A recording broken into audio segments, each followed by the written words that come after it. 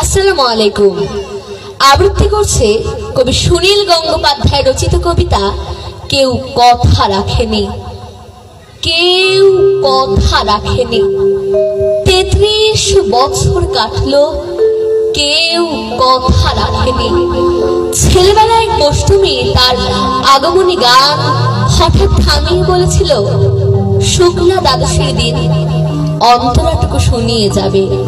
তারপর কত চন্দ্রভোগ অমাবস্যা এসে চলে গেল, কিন্তু সেই অষ্টমী আর এলো না।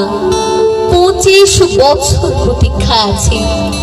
মামা বাড়ির মাঝে নাদের আলী বলেছিল, বড় হও দাদা ঠাকুর, তোমাকে আমি ৩ প্রহরের বিল দেখাতে নিয়ে যাব, যেখানে পদ্ম ফুলের মাথায় সাপ আর ভ্রমর খেলা করে। নাদের আলী, আমি আর কত বড় হব? আমার মাথায় ঘরের ছাদ পুড়ে আকাশ স্পর্শ করলে তারপর তুমি আমাকে ৩ প্রহরের বিল দেখাবে? একটাও রয়্যাল গুলি কিনতে পারিনি কখনো। লাঠিরা জেমস দেখিয়ে দেখিয়ে চুষেছে লস্কর বাড়ির ছেলেরা। ভিখারির মতন চৌধুরীদের গেটে দাঁড়িয়ে দেখেছি ভেতরে রাস উৎসব। অবিরল রঙের ধারার মধ্যে সুবর্ণ কঙ্কন পরা ফর্সা রমণীরা কত রকম আমোদ এসেছে। আমার দিকে তারা ফিরেও চায়নি। বাবা আমার কাঁধ ছুঁয়ে বলেছিলেন, দেখিস একদিন আমরাও। বাবা এখন অন্ধ, আমাদের দেখা হয়নি কিছুই। সেই লাঠি লজেন্স, সেই রয়্যাল গুলি, সেই রাস উৎসব আমায় কেউ ফিরিয়ে দেবে না।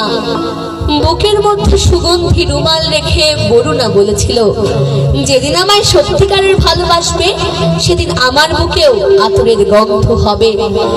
ভালোবাসার জন্য আমি হাতের মুঠোয় প্রাণ নিয়েছি। দুরন্ত ষাঁড়ের চোখে বেঁধেছি লাল কাপড়। বিশ্ব সংসার তন্ন তন্ন করে খুঁজে এনেছি ১০৮টা নীল পদ্ম। তবুও কথা রাখেনি বরুণা। এখন তার বুকে শুধুই মাংসের গন্ধ।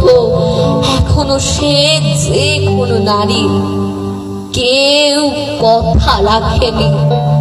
৩৩ বছর কাটলো, কেউ কথা রাখে না। ধন্যবাদ।